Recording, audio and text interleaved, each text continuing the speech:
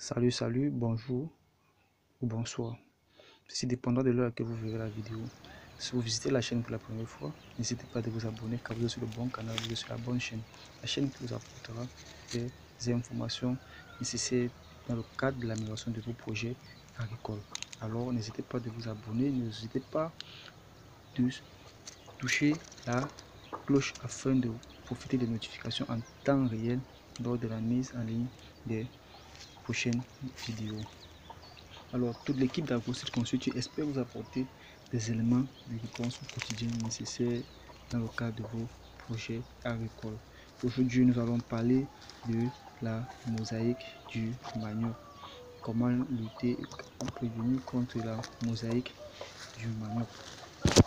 Alors, nous savons tous aujourd'hui que le manioc offre de nouvelles opportunités, aussi bien pour la production du matériel végétal, pour la production à grande échelle de tubercules, que pour sa transformation en faveur des consommateurs et des industries. Mais toutefois, elle est vraiment sujette de maladies, notamment la plus récurrente, la mosaïque. En face, là, vous observez en ce moment un plant de manioc bien important qui n'est pas atteint par la mosaïque. Vous allez remarquer que les feuilles ont une très bonne verdure. Les feuilles sont très bien déployées. Les boutures sont très bien portantes. Alors, ceci étant, puisque les feuilles sont très bien portantes, elles ont cette capacité-là de capter les rayons solaires et de mettre sur pied une bonne photosynthèse afin d'alimenter les racines qui vont plutôt se développer et par la suite, on aura un très bon rendement. On aura des tubercules de bonne qualité, d'une bonne grosseur et de très bon goût.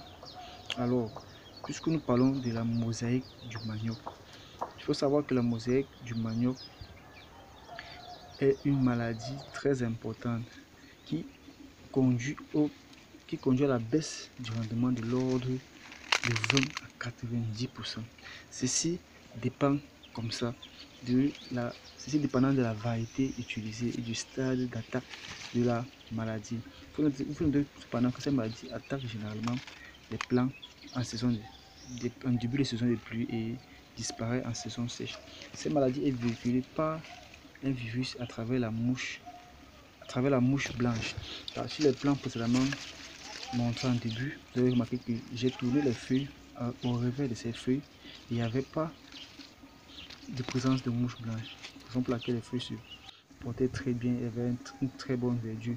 Mais par conséquent, chez les plants atteints de la mosaïque de manioc cachant, c'est très facile à observer, c'est très facile à constater.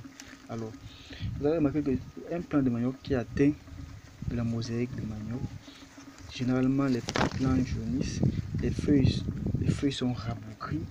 Au revers de ces feuilles, vous allez observer la présence abondante par feuilles des mouches blanches. Ce sont les mouches blanches, une fois elles sont déposées sur les feuilles, elles sucent la sève des feuilles. Ceci, une fois la sève sucée, cela peut aboutir à la mort de la plante. Parce que quoi? Quand les feuilles sont séchées, elles ne peuvent pas capter les rayons solaires pour fabriquer la photosynthèse. Or, ça va retarder la croissance du plant. Et par conséquent, il n'y aura pas de tubercule qui sera formé parce que la plante n'aura pas cette capacité de fixer les rayons solaires afin de fabriquer la photosynthèse. Les plants attaqués par la mosaïque, les feuilles des plants présentent généralement des taches, comme je dis tantôt, qui passent du vert clair au jaune et avec des taches sous forme de mosaïque. Les feuilles sont rabougries. Les feuilles sont rabougries. Il faut dire, comme je dis tantôt, elle est transmise à la plante par la mouche blanche.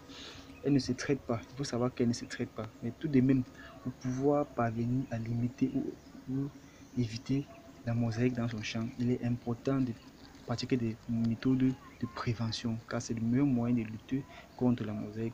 Utiliser des semences de qualité, des semences saines, des variétés résistantes. Mettre sur pied des bonnes pratiques culturelles.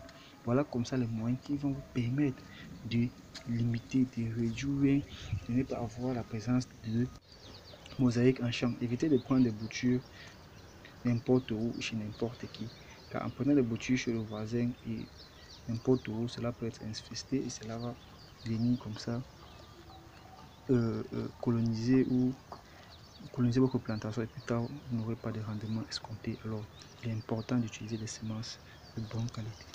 Tout en espérant qu'à travers cette vidéo, je vous ai apporté un plus. Restez scotché à la chaîne pour le meilleur avenir.